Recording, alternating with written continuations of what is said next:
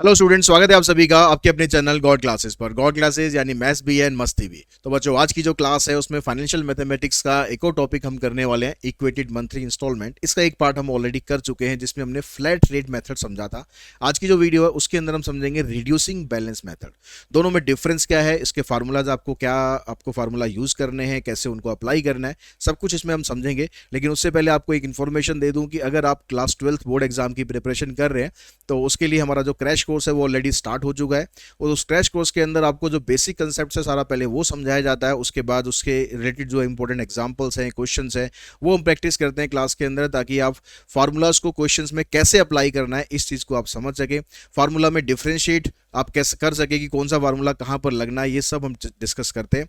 तो अगर आप ज्वाइन करना चाहते हैं उस कोर्स को, तो उसका लिंक आपको डिस्क्रिप्शन बॉक्स में दिया गया, वहाँ पर जाके आप उस कोर्स को ज्वाइन कर सकते हैं और अपनी बोर्ड एग्जाम की प्रिपरेशन हमारे साथ बहुत अच्छे तरीके से कर सकते हैं।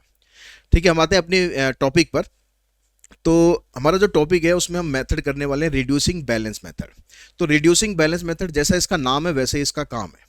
फ्लैट रेट में अगर आप लोगों को ध्यान हो तो फ्लैट रेट में हमने ये समझा था कि जो आप प्रिंसिपल आपका लोन आप लेते हो, आप उसी के ऊपर एक बार इंटरेस्ट काउंट कर लेते हैं। जैसे मान लो आपने 1 लाख का लोन लिया और उस पर 10% हमने इंटरेस्ट लगा दिया, तो 10,000 रुपये इंटरेस्ट बन गया।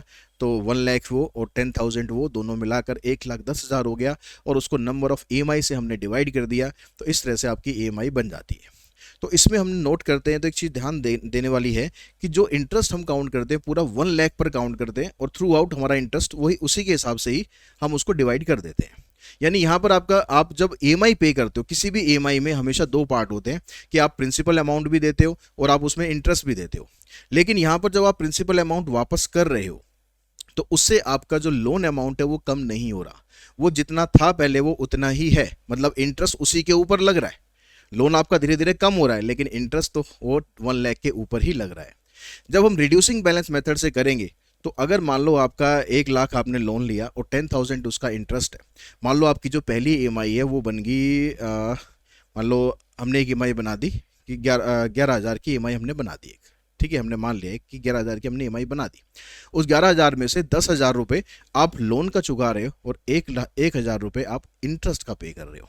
तो अगली बार क्या होगा, जो 1 लाख हमारा लोन था उसमें से जो आप 10,000 पे कर चुके हो प्रिंसिपल के, वो माइनस हो जाएंगे। यानी जो नेक्स्ट इंटरेस्ट काउंट होगा वो 90,000 के ऊपर काउंट होगा। तो इस तरह से हर बार हमारा जो प्रिंसिपल अमाउंट है वो कम होता जाता है, कम होता जाता है। और हम एक पूरा फार्मूला लगाकर डिसाइड पहले कर लेते हैं कि भाई इतना टोटल इंटरेस्ट बनेगा, और फिर उसको इक्वली डिवाइड कर देते हैं, और वो आपको एज एन EMI पे करना होता है। तो एज ए कंज्यूमर अगर हम देखेंगे तो रिड्यूसिंग बैलेंस मेथड हमारे लिए बेनिफिशियल होता है, क्योंकि इसमें interest as compare to flat rate आपको इसमें कम देना पड़ता है। फ्लैट रेट में इंटरेस्ट ज़्यादा देना है और रिड्यूसिंग बैलेंस में इंटरेस्ट आपको कम देना होता है। इसलिए जो भी लीगलाइज फर्म होती हैं या बैंक्स होते हैं या कोई फाइनेंस कंपनी होती है, उसके अंदर रिड्यूसिंग बैलेंस मेथड ही इस्तेमाल किया जाता है। हालांकि कैलकुलेशन थोड़ा ट्रिकी होती है, लेकिन यही मार्केट के अंदर अप्लाई किया जाता है। अब इसमें क्या क्या फार्मूलाज हैं उनको हम समझ लेते हैं, कौन सा फार्मूला आपको कब लगाना है वो समझ लेते हैं।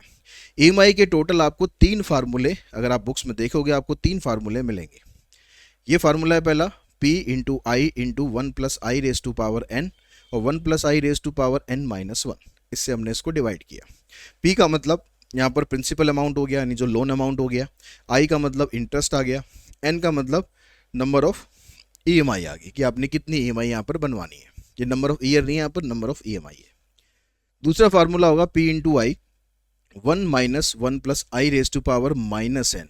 यहाँ पर देखो पावर -n है, यहाँ पर पावर +n है।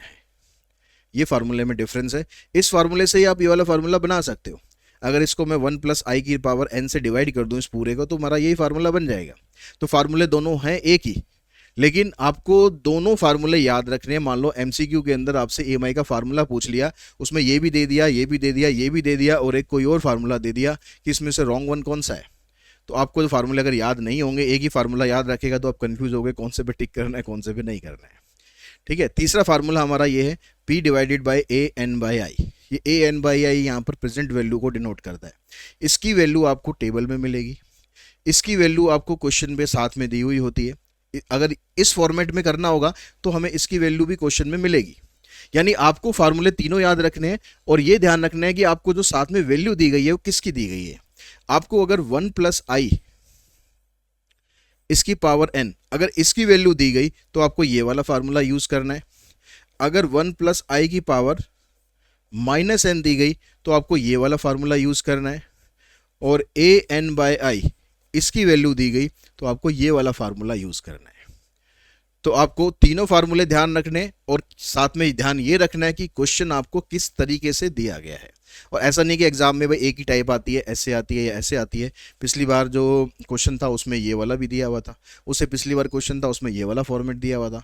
तो आपको दोनों फॉर्मेट ध्यान रखने हैं, ठीक है। उसके बाद इसके हम क्वेश्चंस पे चलते हैं कि क्वेश्चंस आपको इसके कैसे करने हैं। जो एक्सरसाइज 12.3 है आपकी, उसमें क्वेश्चन नंबर 4 से स्टार्ट होंगे इसके क्वेश्चन रिड्यूसिंग बैलेंस के। बाकी के क्वेश्चन हम ऑलरेडी फ्लैट रेट मेथड वाली वीडियो में कर चुके हैं क्वेश्चन नंबर 3 तक। अब यहाँ पर कहता है कि Mrs Dubey borrowed ₹5 lakh from a bank to purchase a car and decided to repay by monthly instalment in 5 years. The bank charges interest at 8% per annum compounded monthly. Calculate the EMI. अब जो data आपके पास है वो क्या है कि 5 लाख का loan लिया कार को परचेज करने के लिए, तो P आ गया आपके पास 5 लाख, और 5 साल का टाइम है। तो टाइम 5 साल का, लेकिन हमें तो नंबर ऑफ EMI देखनी है। EMI हमेशा मंथली काउंट होगी, ध्यान रखना। तो 12 को जो भी आपको टाइम दिया गया उससे मल्टीप्लाई कर दोगे, 60 आ गया। और जो इंटरेस्ट है वो 8% पर एनम है, लेकिन हमें तो मंथली निकालना है, तो 12 से हम इसको डिवाइड कर देंगे। 12 से डिवाइड करके ये क्या बनेगा, ये जो यहाँ पर जो वैल्यू दे रखी होगी ना, आपको कुछ कैलकुलेट यहाँ करने की जरूरत नहीं है अलग से। जो वैल्यू यहाँ पर दे रखी होगी उसके हिसाब से इसका आंसर आएगा। देखो यहाँ पर n 60 आ जाएगा, और यहाँ पर ये जो वैल्यू डेसिमल के बाद वाली है 0067, इसको सॉल्व करोगे तो वो यही आएगा परसेंटेज को हटाने के बाद। तो आपको इसको कैलकुलेट करने में टाइम वेस्ट नहीं करना है, ठीक है। अब यहां पर जो वैल्यू आपको दी गई है उसमें पावर यहां पर पॉजिटिव है। पावर पॉजिटिव है तो ईएमआई का आपको फार्मूला जो यूज करना है, पहले वाला फार्मूला यूज करना है जिसमें पावर आपको पॉजिटिव दी होती है। तो फार्मूला हमारे पास क्या है ईएमआई का, principal into interest into 1 plus i की power n divided by 1 plus i की पावर n माइनस 1। तो प्रिंसिपल है हमारे पास 5 लाख,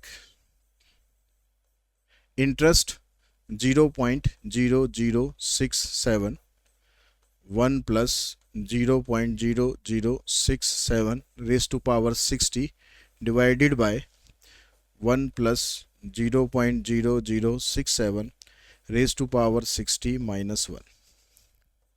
5 लाख को आप इससे मल्टीप्लाई कर देना, 5 7 जा 35, 5 6 जा 30 और 3 33। डेसिमल के बाद 4 डिजिट हैं तो 4 जीरो यहाँ से छोड़ दो, 1 जीरो बची यहाँ पर लगा लो। इनटू में 1 प्लस 0.0067 मतलब ऐड करके यही बनेगा, और इसकी वैल्यू दे रखी है आपको 1.4928। नीचे भी आ जाएगा 1.4928 माइनस 1। इसमें से आप माइनस 1 करेंगे तो आ जाएगा 3350 इंटू 1.4928 डिवाइडेड बाय 0.4928। डेसिमल यहाँ पर इसका और इसका कैंसिल हो जाएगा। अब यहाँ पर जितना इस टर्म को आप रिड्यूस कर सकते हो उतना रिड्यूस करके काटना है, काटने के बाद इसको डिवाइड करना है, और डिवाइड करके आपका जो आंसर इसमें आएगा वो आ रहा 10147.89 राउंड ऑफ करके ये हमारे पास EMI बन रही है इसकी। तो 10,147.89 की EMI इसमें आपको पे करनी है। ये हुआ हमारा क्वेश्चन नंबर 4। ऐसे फिर क्वेश्चन नंबर 5 हम करेंगे। तो यही फार्मूला आपको हर बार करना है, बस आपको इसमें पूरे क्वेश्चन में अगर टाइम लगेगा कहीं तो यहाँ पर डिवीजन में ही लगेगा, जो भी इसमें टाइम लगना है, ठीक है। लेकिन बाकी क्वेश्चन में इसमें कुछ भी आपको करने की ऐसा जरूरत नहीं पड़ेगी, मतलब टाइम टेकिंग ऐसा कुछ भी नहीं है। नेक्स्ट क्वेश्चन में इसमें कहता है कि उत्कर्ष परचेज ए लैपटॉप वर्थ ₹80,000। उत्कर्ष को एक लैपटॉप खरीदना है काम करने के लिए, 80,000 उसकी कॉस्ट है। तो वो कहता है कि भाई मैं 20,000 as a cash down payment दे रहा हूँ, मतलब 20,000 मैं आपको पहले दे रहा हूँ। तो 80 में से 20,000 उसने पहले ही दे दिए, and balance in equally monthly instalment in 2 year, और बाकी का जो अमाउंट बचा उसने कहा कि 2 साल की मेरी ईएमआई आप बना दो। अगर बैंक 9% का इंटरेस्ट चार्ज करता है तो उसको कितनी ईएमआई पे करनी पड़ेगी? तो अब जो प्रिंसिपल अमाउंट है आपका, जो लोन अमाउंट है वो कितना है? 80,000 का तो लैपटॉप था, लेकिन हमने लोन 80,000 तो नहीं लिया ना। हमने क्या करा, 20,000 रुपीज कैश डाउन पेमेंट दे दी, हमारे पास इतना पैसा पड़ा था ये हमने दे दिया। तो हमने जो लोन लिया वो केवल 60,000 का लोन लिया। अब इस पर हमने कहा कि भाई 2 साल का टाइम हमें चाहिए, तो यानी 24 ईएमआई आप बना दो। और उसमें बैंक कहता है कि भाई मैं इंटरेस्ट लूंगा 9% पर एनम का हिसाब से, तो मंथली इंटरेस्ट कितना बना? यहां पर देखो 0075 है तो 0.0075। अब यहां से आप ईएमआई निकाल दो। अब यहां पर भी जो वैल्यू आपको दे रखी है उसमें पावर पॉजिटिव है, तो जो फार्मूला हमने पिछले क्वेश्चन में लगाया वही सेम फार्मूला अब यहां पर अप्लाई कर दो। तो लोन अमाउंट हो गया 60,000, आई आ गया आपके पास 0.0075 into 1 + 0.0075 raise to power 24 divided by 1 + 0.0075 raise to power 24 - 1। इसको इससे मल्टीप्लाई करोगे, 6 5 ज़ा 30, 6 7 ज़ा 42 और 3 45। डेसिमल 4 डिजिट है यहाँ पर, 1 2 3 4, बस डेसिमल खत्म, मतलब ये जीरो खत्म। इनटू इसकी वैल्यू कितनी है 1.1964 डिवाइडेड बाय 1.1964 में से 1 करना माइनस, तो आ जाएगा 450। 1.1964 डिवाइडेड बाय 0.1964, फिर वो डेसिमल डेसिमल दोनों का उड़ा देना है आपको, तो ये बचेगा 450 11964 डिवाइडेड बाय 1964। इसको हमें सिंप्लीफाई करना है, तो इसको सिंप्लीफाई करके हमारे पास वैल्यू आ रही है 2741.24। तो ये इसकी मंथली ईएमआई बन जाएगी। नेक्स्ट क्वेश्चन पे चलते हैं, तो वो सेम क्वेश्चन आपको करना है ऐसे ही। तो ये क्वेश्चन मैं स्किप कर रहा हूँ, ये आप खुद कर सकते हैं, क्योंकि यहाँ पर भी क्या कर रहा है कि 60 लाख का एक आप फ्लैट खरीदना है मिस्टर भारती को, जिसमें से वो 10 लाख की डाउन पेमेंट दे देते हैं। तो 60 लाख में से 10 लाख आप माइनस कर देना, और मंथली पेमेंट जो है आपकी 20 साल है, तो 20 को 12 से मल्टीप्लाई कर देंगे, 240 आ जाएगा। इंटरेस्ट 7.5% है, उसको आप 12 से डिवाइड कर देंगे तो 0.00625 आ जाएगा। बस फार्मूले के अंदर आपको डालना है, वैल्यू आपकी निकल जाएगी। आंसर मैं इसका लिख देता हूं कि आंसर इसका आ रहा है 40279 40279.70। ठीक है, ये हमारी ईएमआई इसमें बनेगी। उसके बाद जो नेक्स्ट क्वेश्चन देखते हैं, नेक्स्ट क्वेश्चन भी हमारा बिल्कुल सेम क्वेश्चन है। यहाँ पर एक मोटरसाइकिल परचेज करनी है 1,50,000 की, जिसमें 25,000 डाउन पेमेंट दे देंगे। तो 1,50,000 में से 25,000 आप माइनस कर देंगे डाउन पेमेंट का। उसके बाद 4 साल की इंस्टॉलमेंट है, 4 को 12 से मल्टीप्लाई कर दोगे 48 आ जाएगा। और बैंक चार्ज कर रहा है इंटरेस्ट 9%, 9 को आप 12 से डिवाइड कर दोगे तो 0.0075 आ जाएगा। ठीक है, इसका आंसर हमें दिया हुआ है, इसका आंसर हमें दिया हुआ है EMI का क्वेश्चन नंबर है ये 7, 3110.66।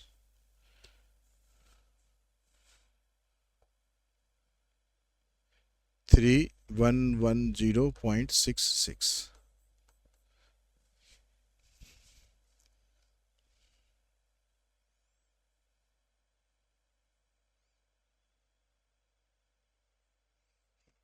उसके बाद चलते हैं नेक्स्ट क्वेश्चन पर।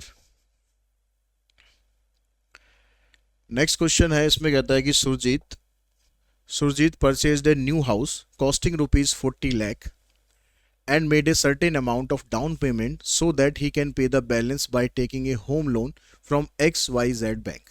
एक 40 लाख का उसने नया घर देखा सुरजीत ने, और उसने सोचा कि भाई मैं ये घर ले लेता हूँ, और कुछ उसने डाउन पेमेंट दिया और बाकी का कहा कि जो XYZ बैंक है उससे वो लोन ले लेगा। If is equated monthly instalment is ₹30,000, अगर उसकी मंथली इंस्टॉलमेंट 30,000 है, यानी EMI आपको यहां पर दे रखी है, यहां पर EMI नहीं निकालनी, EMI हमें दे रखी है।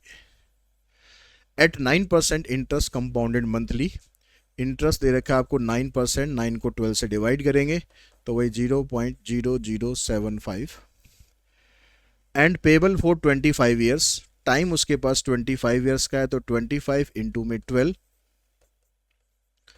तो 300 EMI उसकी बन जाएंगी। Then what is the initial down payment made by the him, तो उसने कितना डाउन पेमेंट स्टार्टिंग में दिया था। तो पहले हम यहाँ पर क्या करते हैं, पहले प्रिंसिपल निकाल लेते हैं कि उसने लोन कितना लिया था। तो जो आपके पास टोटल अमाउंट है फ्लैट का, उसमें से जो लोन अमाउंट है वो माइनस कर देना, जो बचेगा वो डाउन पेमेंट उसने दे दिया था। तो अब यहाँ पर आपको देखो, यहाँ जो वैल्यू दे रखी है वो माइनस में दे रखी है, पावर यहाँ पर माइनस में। तो पावर जब माइनस में, तो फार्मूला आपको कौन सा यूज करना है, EMI के जो 3 फार्मूले थे उसमें से आपको सेकंड वाला फार्मूला यूज कर लेना है, क्योंकि यहाँ पर पावर माइनस में होती है। तो P इंटू में I 1 माइनस 1 प्लस I की पावर -n, तो ये फार्मूला आपको यूज करना है। तो EMI का फार्मूला क्या है, P into I 1 minus 1 plus I की पावर -n। अब यहां पर EMI हमें दे रखी है 30,000 की EMI है, प्रिंसिपल अमाउंट हमें निकालना है जो लोन अमाउंट है, इंटरेस्ट 0.0075 है, डिवाइडेड बाय 1 माइनस 1 प्लस 0.0075 की पावर -300।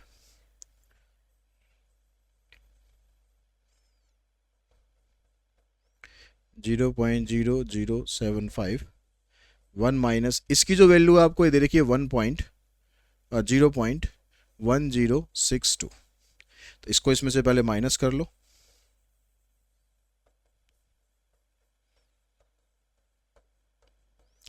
तो माइनस करोगे 10 माइनस 2 9 माइनस 6 9 9 माइनस 1 8, ये आ गया। अब यहाँ से डेसिमल दोनों का कैंसिल हो जाएगा, 4 डिजिट है। तो अब ये P की वैल्यू निकालनी है, तो इसको क्रॉस मल्टीप्लाई करके इधर लाओ और इसको इधर लाओ, तो आपके पास P आ गया 30,000 इंटू 8938 डिवाइडेड बाय 75। अब 75 से अगर आप इसको काटोगे, 75 टू जा 150 होते हैं, यानी 4 पे जाएंगे तो 300 हो जाएगा, तो ये कट जाएगा आपका 4 पर, 2 जीरो लगा दो, 75 से कैंसिल, 4 से इसको मल्टीप्लाई कर दो, 4 8 जा 32, 4 3 जा 12 और 3 15, 4 9 जा 36 प्लस 1, 4 8 जा 32 और 3 35, 2 जीरो यहाँ पर लगा दो। तो इसका मतलब उसने लोन लिया 35 लाख और 75,200 का। तो कॉस्ट कितने की थी, कॉस्ट थी 40 लाख की। तो डाउन पेमेंट उसने कितना दिया, तो डाउन पेमेंट निकालने के लिए आपको क्या करना है, जो टोटल अमाउंट आपका है 40 लाख, उसमें से 3 लाख और 35 लाख 75,200 आपको माइनस कर देना है। माइनस करो यहाँ से 0 0 10 माइनस 2 9 माइनस 5 9 माइनस 7 9 माइनस 5, तो उसने 4,24,800 ये उसने दे दिया था डाउन पेमेंट। ठीक है, इसके बाद जो नेक्स्ट क्वेश्चन आपको दे रखे है, क्वेश्चन नंबर 9, इसमें ये कहता है कि भाई a person amortise a loan of ₹1,50,000 for a new home by obtaining a 10-year mortgage at the rate of 12% compounded monthly. अब यहाँ पर ये जो क्वेश्चन है, आप कहोगे सर ये अमोर्टाइजेशन का क्वेश्चन है, तो अमोर्टाइजेशन के क्वेश्चन हम ये वाला भी करेंगे, इसके आगे के क्वेश्चन भी करेंगे। अकॉर्डिंग टू सिलेबस अगर आप देखोगे तो अमोर्टाइजेशन हमें सिलेबस में नहीं दिया हुआ, लेकिन लास्ट ईयर CBSE ने इसका क्वेश्चन दे दिया था, तो बिना कोई रिस्क लिए ये वाले क्वेश्चन भी हम समझ लेंगे। तो ये वाला क्वेश्चन प्रॉपर अमोर्टाइजेशन का नहीं है, जिसमें वो कई सारे फार्मूलाज होते हैं। ये वाला क्वेश्चन हम जैसे अभी ये क्वेश्चन करते आ रहे हैं उन्हीं तरीकों से करेंगे। बाकी के जो 2 क्वेश्चन है उसको हम नेक्स्ट वीडियो में करेंगे। पहले अमोर्टाइजेशन के फार्मूले समझेंगे, उसमें क्या क्या निकालना है, लेकिन वो करेंगे हम नेक्स्ट वीडियो में। आज की इस वीडियो में हम ये वाला क्वेश्चन करके फिनिश करेंगे। तो अब यहाँ पर कहता है कि person amortise a loan of ₹1,50,000, तो ये उसने लोन लिया 1,50,000 का for a new home by obtaining a 10-year mortgage, यानी N जो है वो 10 ईयर है, 10 को 12 से मल्टीप्लाई करोगे तो आ जाएगा 120 eight the rate of 12%। I आपका 12% है, तो 12 को आप 12 से डिवाइड करोगे तो 1%, 1% का मतलब 0.01, ये इंटरेस्ट हो गया। अब यहाँ पर कहता है कि EMI आप फाइंड करो। अब ईएमआई का फार्मूला यहाँ पर वैल्यू देखो ये दे रखी है, यहाँ पर वैल्यू ये दे रखी है, तो ईएमआई का जो तीसरा फार्मूला हमने डिस्कस किया था वो यहाँ पर यूज करना है। वो फार्मूला क्या था, PAN/I। तो P कितना है आपके पास 1,50,000 और यहाँ पर N है आपके पास 120, I कितना है 0.01, यही आपको यहाँ पर दे रखा है। तो अब इसकी वैल्यू कितनी है 69.6891। तो ये जो 1,50,000 है इसको आप डिवाइड करोगे इससे, तो ये बन रहा है आपके पास 2152.42, 2152.42। ठीक है, ये हमारी ईएमआई बन गई। तो पहला पार्ट हो गया, इसमें ईएमआई बन गई। अब आगे कहता है कि टोटल इंटरेस्ट पेड, आपने टोटल इंटरेस्ट कितना दिया है। तो टोटल इंटरेस्ट निकालने के लिए आप क्या करेंगे, इसके लिए मतलब फार्मूला कुछ नहीं, आप ये कॉमन सेंस भी यूज कर सकते हो कि टोटल इंटरेस्ट आप कितना पे करोगे। आपने जो इतनी ईएमआई थी, ईएमआई कितनी थी आपकी, ईएमआई थी हमारी 120, इतनी ईएमआई पे करी है और उसकी कॉस्ट कितनी थी ईएमआई की, आपको ईएमआई इतने की पड़ रही है, यानी इतना पैसा आप पे कर रहे हो। आपने लोन लिया कितना था 1,50,000, उसको आप माइनस कर दो।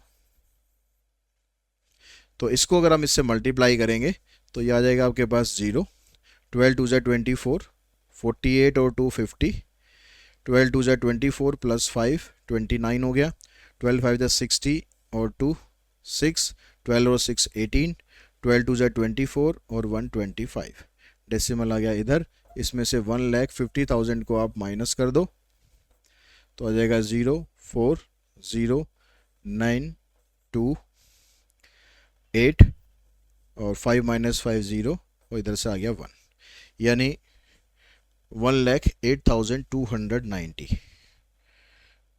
ठीक है, 0.40, इतना आपने टोटल इंटरेस्ट पे किया है। आपने लोन लिया था 1,50,000 का, इंटरेस्ट पे कर रहे हो 1,08,290.40 का। तो आज की इस वीडियो के अंदर हम यहीं तक क्वेश्चन करेंगे। आगे के जो 2 क्वेश्चन बचते हैं वो प्रॉपर एमोर्टाइजेशन वाले फार्मूला से करेंगे। नेक्स्ट वीडियो के अंदर पहले हम फार्मूलाज पूरा समझेंगे, क्या फार्मूला था। लास्ट ईयर एक 5 नंबर का क्वेश्चन यहाँ पर केस स्टडी का क्वेश्चन दिया हुआ था एमोर्टाइजेशन ऑफ लोन से, तो इसलिए कोई रिस्क नहीं लेना, वो क्वेश्चन भी आप कर लेना। तो उसके लिए हम नेक्स्ट वीडियो में मिलते हैं। आज की इस वीडियो में इतना ही। Thanks to all of you.